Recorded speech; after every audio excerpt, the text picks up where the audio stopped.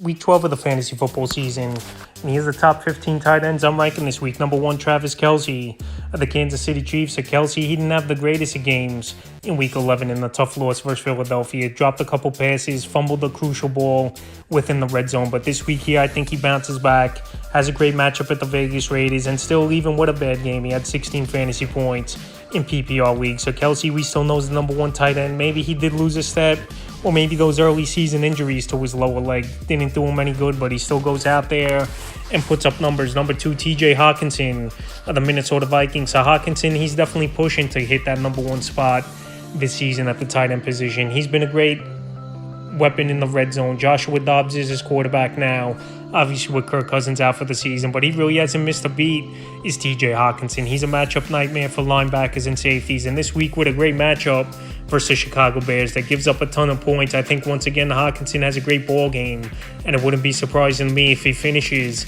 as the top tight end. Number 3, George Kittle of the San Francisco 49ers. Something clicked here for Kittle and Brock Purdy over the last few weeks. Kittle, the first 5 out of 7 games, really didn't do much this season, but the last month of the year, he's gone out there and had monster performances, either with multiple touchdown games or just big games over 100 yards. So Kittle last week, once again, went over 100 yards. This week here, a decent matchup with the Seattle Seahawks, where I think he could exploit the middle of the field and make some plays. And Kittle, when he's healthy, we know he's one of the best tight ends in the league. It was just about health and him and Purdy getting on the same page. And now, like I said, after the bye week, these two guys have been on the same page and putting up big numbers. So once again, it wouldn't be surprising to me if we see Kittle have another big performance. Number 4, Dalton Kincaid of the Buffalo Bills. And Kincaid, the 26th pick overall in the NFL draft. And this is why they got him. This kid can make all the plays. He can run all the routes. And he's already a top 6-7 tight end overall in the NFL is Dalton Kincaid. And this week here in a matchup in Philadelphia where Travis Kelce did get open, and he just dropped a few passes, but he did find the end zone. I think Kincaid can make plays in the middle of the field. Obviously, defensive coverage is going to roll to Stephon Diggs and Josh Allen. When you got a great arm like that and can throw players open, and a talent like Dalton Kincaid, who could pretty much get open most of the game, it's just a great combination. Number 5, Sam Laporta, another rookie of the Detroit Lions. I know the last couple weeks the numbers have dropped off a little bit for Sam Laporta, but this weekend a potential shootout versus a Green Bay Packer team that's pretty weak in their linebacking crew.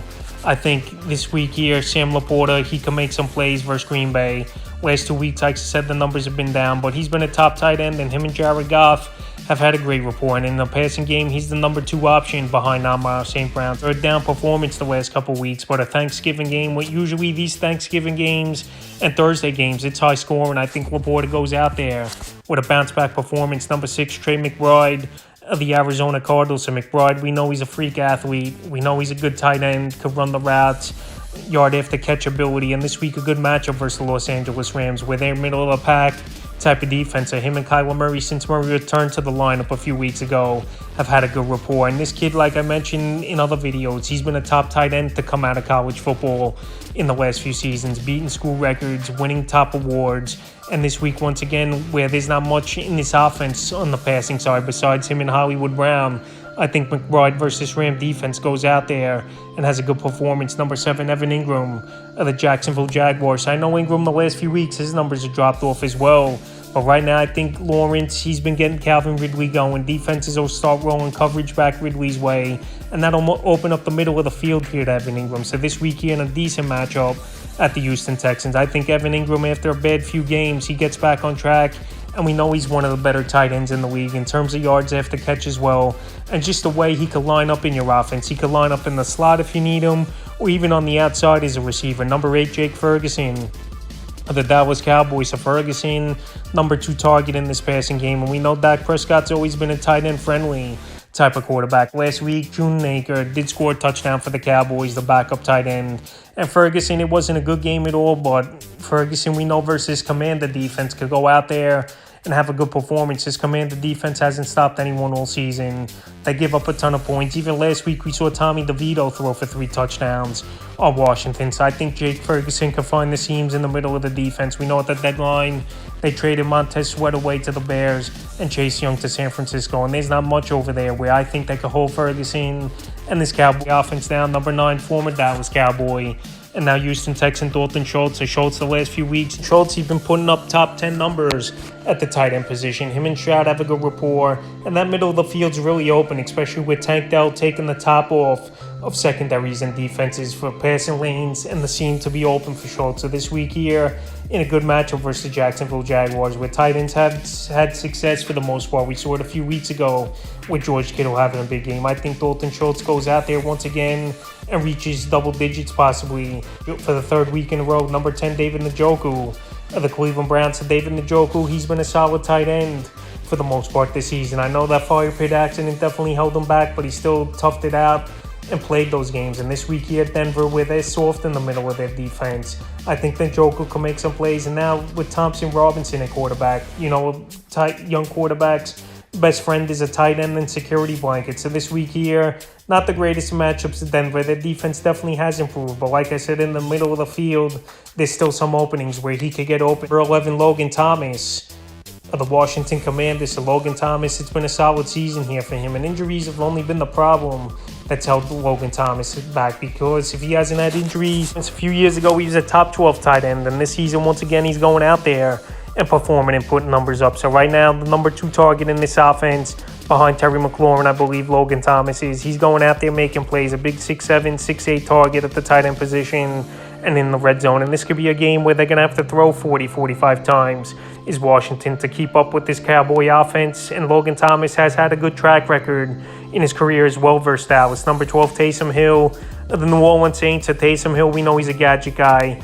We know he plays all around in this offense, especially at the goal line. They line him up in the Wildcat, where he could either throw the football or take it himself, and even he's been catching the football as well this season. So right now, Taysom Hill, I know the last game before the bye week, he really wasn't involved much in the offense, and that's the only problem. You just don't know his role each and every week here for Taysom Hill. But with Derek Carr banged up and possibly Jameis Winston starting this game, I think we'll see Taysom Hill even take a decent amount of quarterback snaps if Carr can't play in this one. And with a decent matchup at the Falcons, a team he's played well is Hill throughout his career.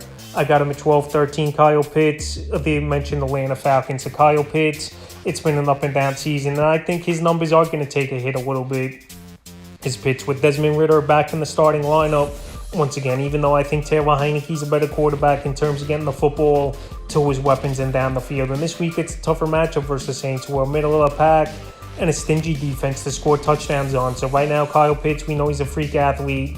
We know he can line up in the inside, outside as well, but the quarterback play and just not getting targets has been the problem for him all season. 14, Cole Kmet of the Chicago Bears. So Cole Kmet, he's been a decent tight end once again this season. When with Justin Fields back in the lineup, it makes everyone better and open things up as well with Fields. Obviously, his running ability and making plays with his legs. So this week here, Monday Night Football, good matchup with the Minnesota Vikings. Indoor game, always a plus. And this Viking linebacking crew really isn't all that great as well. So Cole Kmet, I think once again, could put in good performance. Wouldn't even be surprising to me if he's top 10 in points as well this week in the 15th and final tight end rankings. Isaiah Likely of the Baltimore Ravens, so Likely's going to get opportunity. Mark Andrews possibly out for the season with the ankle and the knee injury. And this week, a great matchup at the Chargers, that their defense, we know all season, hasn't stopped anyone. So right now, with Andrews out of the lineup, Likely steps in, and possibly Odell Beckham might be out as well, where that could be more targets and more production for Likely. So right now, if you were the Andrews owner and none of these other options are available on the waiver wire still after the waivers have cleared, Isaiah Likely's a tight end that I think could go out there and make plays, and he's been a highly touted tight end. We saw in college football and even flashes from him last season. So that's the top 15 tight ends I'm ranking here for Week 12 of the fantasy football season.